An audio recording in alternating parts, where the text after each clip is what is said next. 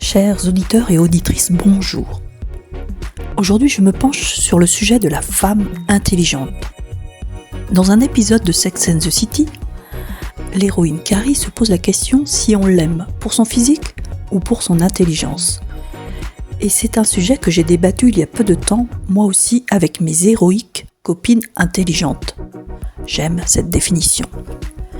Mes dernières et courtes relations m'ont amené à une évidence flagrante que je m'abaissais dans mon intelligence pour pouvoir me mettre à niveau de ces messieurs. Dit comme cela, il peut paraître présomptueux de ma part de le formuler ainsi. Mais forte de le constater et de me mettre au rabais au risque de n'avoir aucune relation, puisqu'il semblerait que les hommes aient peur des femmes intelligentes, en les reléguant au mystère de la femme folle ou compliquée. Mais que veulent les hommes ? Une pauvre femme à protéger ? Dépourvue d'intérêt d'elle-même pour se consacrer corps et âme à leur personne ? Est-ce la femme intelligente ou la femme dans la maîtrise de son pouvoir qui vous fait peur ? Qu'est-ce qu'une femme intelligente par ailleurs ? Une femme qui s'assume dans ses choix, ses émotions et son parcours d'autonomie. Une femme qui a compris qu'elle peut se risquer à être seule pourvu qu'elle garde sa liberté de pensée et d'action. Les filles, êtes-vous encore là, avec moi ? J'espère ne pas vous avoir perdu, car le sujet est tout à votre honneur.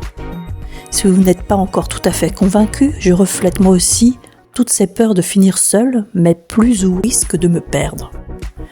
Les relations sont tellement compliquées et le fait de faire des compromis reste une sagesse. Mais seulement un compromis, pas une trahison pour le bien-être des messieurs. À ma connaissance et mon expérience, les femmes ont en elles cette disposition de sacrifice.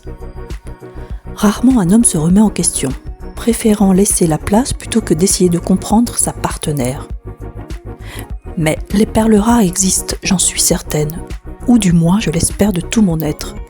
Sinon je serais vissée au poteau du célibat. Comment mettre son intelligence en relief sans qu'elle soit perçue comme menaçante ?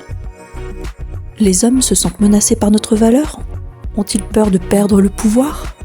J'avoue que j'aimerais comprendre.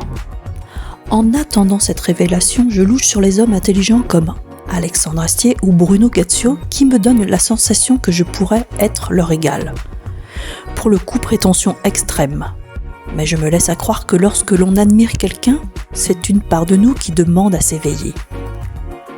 La femme intelligente que je souhaite animer sans en répandre une vulgarité de fait, se fait nostalgique d'un romantisme désuet de nos jours. Vouloir se faire belle de l'âme est-il un mépris dans ce monde devenu immoral ? Je ne suis pas de celle qui prétend que c'était mieux avant, car l'intelligence prévaut au passé, une dignité que les femmes d'autrefois ont reniée, car indignes par leurs congénères de l'époque d'avoir le droit de penser. Je suis admirative de leur lutte, pour avoir pu s'imposer à des époques où tout les en empêchait. Ma petite intelligence à côté des leurs me vaut juste le droit de fournir un effort de rébellion succinct, car me risquer à trahir le chemin qu'elles ont osé tracer pour nous, toutes seraient définitivement malhonnêtes. Les hommes intelligents, s'il vous plaît, manifestez-vous qu'on puisse avoir l'honneur de vous rencontrer, si bien sûr vous êtes encore sur le marché des hommes disponibles sentimentalement. Car ceux-ci ont bien évidemment dû faire le bonheur de certaines.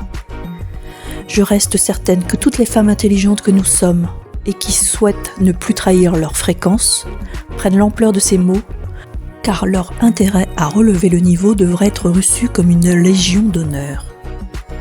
Je suis sereine après ces lignes car l'évidence me semble maintenant une injonction pour ma détermination à ne plus céder, à m'abaisser pour ramasser les miettes de ce que l'on me propose en guise de relation.